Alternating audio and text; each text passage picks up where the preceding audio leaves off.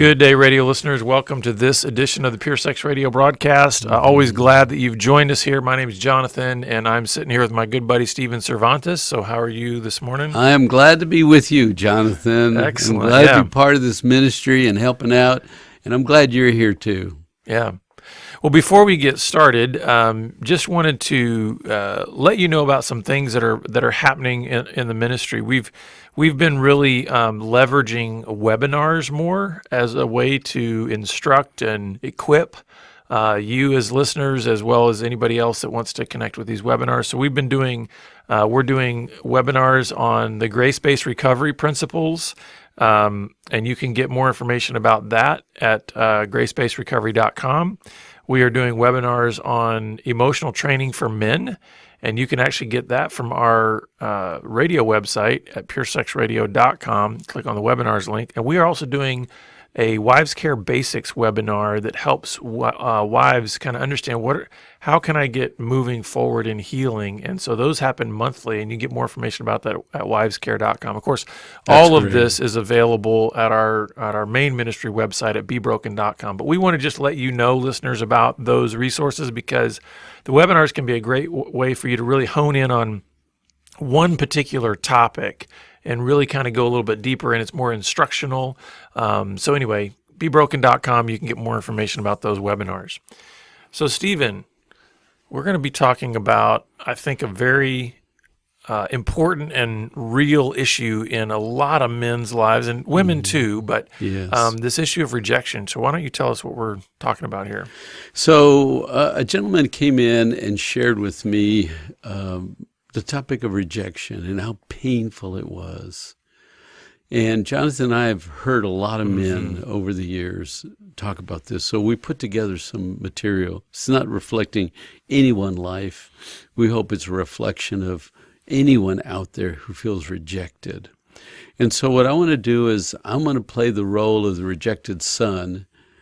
And if you're the one that felt rejected, I hope you can identify with my part. And I've asked Jonathan to be the new father. Probably your father couldn't bless you, but I'm going to ask Jonathan to be the new father speaking blessings. So with that in the introduction, you'll figure it out.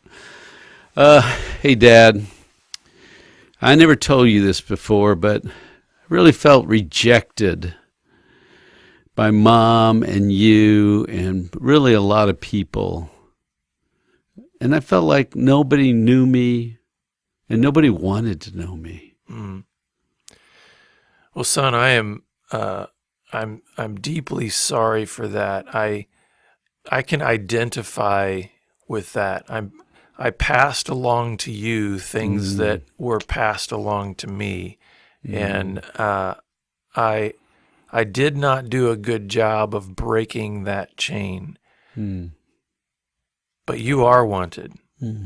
You are embraced. You are accepted. And I want to know you. Wow. Thank you. I want to tell you also that because rejection wounded me, all the emotions confuse me. I run from rejection. I tried to not be rejected. It seems like rejection and unworthiness just consume me. And so emotionally, there's a lot of confusion inside me. And I've never really understand the emotional stuff. And that too, I admit, we are not a feeling family. And I did not have a feeling father. And I know that I pass that on to you, the idea that what a man is what he does, not having anything to do with what he feels. And so that is another confession and another aspect that I need to repent of, because I was wrong to pour that into you, the idea that a man does not feel. Son, it is okay and it is good for you to feel, even if you don't know how to explain or define all of those emotions. And I want you to know that you are welcome to feel anything in my presence. Mm. Thank you. I want to say something else now that we're talking. I don't know if you know this about me, or if you know it or knew it, but I want to tell you, I withdrew a lot growing up. I tried to avoid. I tried to stay inside. I tried to get out of the way. I just went inside myself, and I felt like I've been inside me way too long. Mm-hmm. And there's nothing but confusion in there. And son, you were simply modeling your father. Mm. I too have a long history of withdrawal, with avoidance, with staying inside myself. So, son, you did a good job mirroring your father. But I have to confess and repent that what I was showing you and modeling for you to mirror was not healthy. It is not good for us to withdraw. It's not good for us to avoid. It's not good for us to keep diving, into ourselves and staying in that place of confusion. And I want to commend you and celebrate the fact that you have broken that chain of poor modeling. And you have actually invited me now to a space of coming out into the open, to not avoid. And so I thank you for that. And I want to invite and encourage you more and more to come out from being inside yourself. And son, maybe we can do that together. I want to come out, and I'm so glad you said that. I'm tired of being inside and confused, and it would help me if I could come out. And now that you say you want to come out too, and maybe we could be a team working on this project. Because, Dad, I find myself coping a lot and surviving, just trying to figure out life alone. It's really hard. Yeah, and I will admit to you, son, life is confusing, and there is a lot about life that is just survival. And I wish I could supply you with all of the answers to all of life's challenges. But what I do want to offer you, and what I do have for you, is a partnership that you don't have to try to cope with life by yourself without help or without a sounding board. So, son, I want you to be welcome and free to come to me with your struggles and challenges in life rather than feeling like you have to cope and simply survive on your own without any kind of support system. But sometimes you talk about God so much, and you're so good, and they like you at church so much. And I feel like I'm like your dirty son. Why would I want to bring my dirtiness to you, who everybody loves at church, and you talk good church, and you have that book you read, that Bible, and you're so good. Why would I bring my little struggling, broken, dirty self to you? Well, let me let you in on something that sadly I haven't told you before now, and that is your dad does not come even close to having it all together. Your dad knows what it feels like to simply cope, survive. Your dad has plenty of questions and struggles in his own faith. And what people are celebrating at church is often only the tip of the iceberg, only what they're able to see and only what I'm willing to reveal to them. And so, son, you have, it's been my fault for not being more honest with you about my own struggles in my own faith and my own journey. And today that can come to an end. And you can know that your dad is flawed and broken, and we can see ourselves in a similar position on this journey without you feeling like you were somehow beneath me.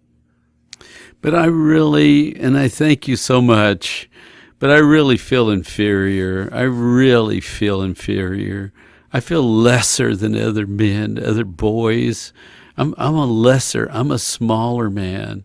I feel inferior, and I feel so not like others and so unworthy. Well, son, here's something that you've picked up from me without me even telling you, and that is, me too. I feel inferior so much of the time. I feel lesser. I feel so unworthy most of the time. Most of the time, I feel like I'm that hamster in the wheel that I don't know if I'm ever getting anywhere, but I'm sure churning as fast as I can. So, son, the apple doesn't fall far from the tree, but I like the fact that we're dialoguing about this now, and I repent of my silence earlier Wow. because these are things that should have been said to you by me long before you had to come to me with your own concerns in these areas, because I can identify fully with feelings of inferiority and unworthiness. But I want to speak over both of us the reality that you are worth loving, you are worth any kind of recovery, you are worth a relationship with. Thank you. You know, I haven't told you this either, but sometimes when I see myself as the guy that's always on the outside looking in. I see other people and they're inside the circle and they're being loved on and they're connected, and I'm the guy on the outside always looking in. How do you get on the inside, Dad? Well, let's agree today that this is the day that you get invited into my inner circle. And I hope that's something of value and worth to you, because I want you on my team. I want you in my circle. I want you to feel that vast importance, that in my eyes, you're the cream of the crop, and I want you inside my circle. You're blessing me, Dad. You're blessing me. You know, I see other people talking and laughing and connecting, enjoying each other. I don't think I'm good at connecting. I think being on the outside and the fear and the confusion, feeling less than, I don't think I connect with other people very well. Well, I want to actually affirm you right now, because what you're doing right now, right here with me, is connecting. And so, while you may feel disconnected or not as skilled in connecting, maybe out there in the other areas of your life, let's just agree that right now and right in this moment, we're connecting. Yes. And so let's build on that, and also let's be okay, son, with not having to do things perfectly. I can hear in you a sense that it's not just about you not feeling like you can connect, it's that you can't do that perfectly. And Yes. is it okay, son? It's okay by me. I want to see if it's okay by you that you simply be an imperfect connector. Because I'm already not good at that. That's I'm not good. going to reject you. And you're saying it's okay? It's okay if you don't know how to connect perfectly. What you're doing right now is incredibly courageous and bold and connecting. And so I want to affirm you in that and say that what you just did right now, I like the absolutely idea of being connecting. courageous, Dad. Yeah. Thank you. I want to be courageous. I think I've been scared too long. I want to risk. But I have a question for you, and this has always baffled me. You do not pursue me well. I want to be pursued. I see some dads pursuing their boys and scooping them up and pulling them in and loving their boys well. You were there. You were busy. We had food and clothes and shelter. But you never pursued me. Why wasn't I worth pursuing? And that is a wound I carry, because I did not do that well. But you are absolutely worth pursuing. And again, let's drive a stake in the ground today. And And I want to institute today as our first of many man meetings. Oh, yes. Let's have some man meetings, just you and me. Mhm. No girls allowed. I like it. And we can grow together as men. And because I didn't feel pursued well, I never felt loved well. I felt like I wish I had more attention, more time. I wish I was worth more. I wish you could get on my level more. I wish you could be with me. I wish you could enter my world well. I wanted to be loved and played with and enjoyed well. And I didn't get that, Dad. Mm-hmm. And this is certainly no excuse, but we come from generations of poor lovers. And I am so proud of you, son, because you are changing the trajectory of our family tree. And you are taking something that has crippled our family for years, and you are doing things to make us well. And I am humbled and just so proud to be your dad. And I hope that the things that you are doing will instill in me a greater sense of intentionality towards pursuing you, towards loving you well. And again, I want to drive a stake in the ground today that says I'm going to make changes that are about getting to know you better and connecting with you at the point where you are, not at the point where I want us to be. Good. I'm looking forward to that. I had this thought the other day when I was looking at this toolbox. You know, that big toolbox you have in the garage. I saw a little toolbox that I got for Christmas once stuck in the corner. I put some thoughts together. I think I have a small toolbox when it comes to understanding people and emotions, emotional conversations. I think I have a small toolbox, but I want a big toolbox. I want a big toolbox like your big toolbox with all those drawers. I want to be good emotionally. I don't know how to do it, though. Well, let me tell you, son, the big toolbox in the garage is just that. It's just a big toolbox in the garage. And I want to dispel any misunderstandings that you have about thinking that I have some big emotional toolbox.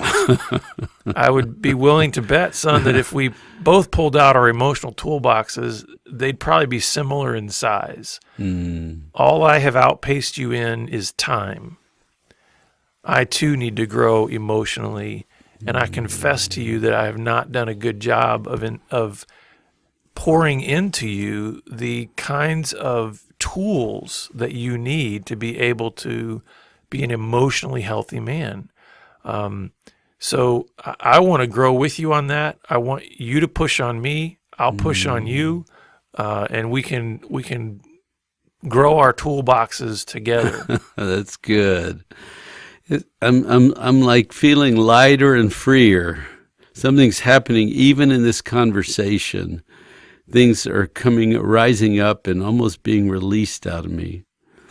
But I got to tell you, relationships scare me. People being emotional scares me. Closeness scares me. And figuring it all out, it's scary. And son, if I can be honest with you, I'm not comfortable right now. That doesn't mean I don't love you. That doesn't mean I don't care about you, but I'm with you on the feeling of fear and discomfort. But here's what I will tell you.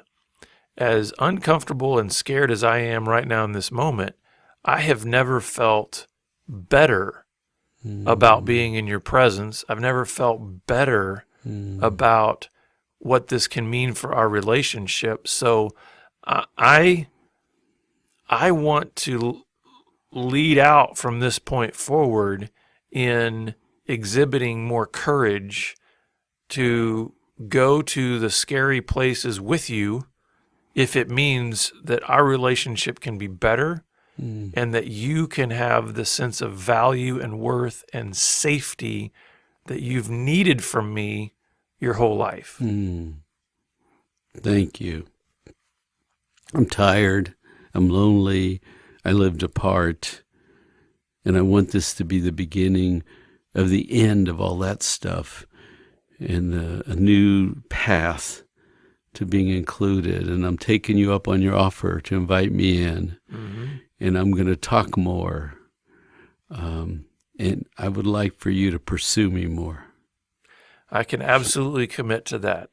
And we will be having many, many more man meetings in the days ahead. So as long as you like Dunkin' Donuts. So. You got it. So as we wrap up, we don't want to just end in a role-playing model. We both want to speak to the guys that are out there listening right now. Yeah. You've been rejected. You've been on the outside. You have called yourself unworthy. You found yourself lonely, so lonely, and nobody pursued you. And as best we can, with these little microphones and this little camera set up and two guys in a room, we pursue you. We pick you. We want you on our team. Yes.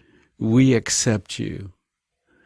And it's just the very Spirit of God in us reaching out to the Spirit in you, saying, you're worthy. You have great worth. Yes. And I just want to echo that. You know, one of the things that comes out to me in this is just, I know there's a lot of you men out there that are resonating with this idea of emotions confuse me, closeness is scary, I don't know how to do this. And so many times when it comes to the things that we feel afraid of, or do we feel like we don't have much competency in, we simply avoid. And I want to say to you that God has put in you the heart of a lion. You're a man of courage. And I want to call you out because I believe in you. I believe that you are that man that God created you to be. I believe that you are a man that can step out of the shadows and step into the light and have courage and step into those scary places. And it's okay to be confused on the journey. It's okay to not be perfect in connecting. It's okay. So son, step out of the dark. You are worthy of being in the light. And I just want to say this for those of you who are really struggling with that idea of worthiness, because maybe you've been told a message, even from well-meaning Christians, a message of you're unworthy. The reality is God himself declared your value on the cross. He looked at you and he said, son, I want to demonstrate how much you are worth. And this is how much you're worth to me. You're worth the life of my own son. And so you are worth recovery. You are worth being loved. And so I want to commend you and encourage you and challenge you to live from that heart that God has given you. Because we believe in you and we want you to walk in that truth today. And you're part of us and you're part of this ministry. And even if you listen, some of you give and sacrifice and donate and work. If you just listen to us, we say you're a part of us. We're connected. And one day we'll see each other face to face. And we'll have a big podcast in heaven. And we can shake each other's hand and we say, yeah, guess what? Guess what that meant? Guess what happened? You can tell stories. Because even though we can't see, we can't touch each other physically, we are connected. One faith, one body, one belief, one God. And let's all agree to drive a stake in the ground today that you are accepted. You are accepted. You are not rejected. You are worthy. You are accepted. You're clean and so made new in Jesus' name. Today is the day that you've been invited into our inner circle. You're one of us. You are with us. And we are so one. We want you. Yes. Thank you, gentlemen, for sitting through this. God bless you and God bless us. Thank you so much for being with us, and we'll see you back here again next time on the Pure Sex Radio broadcast. Take care.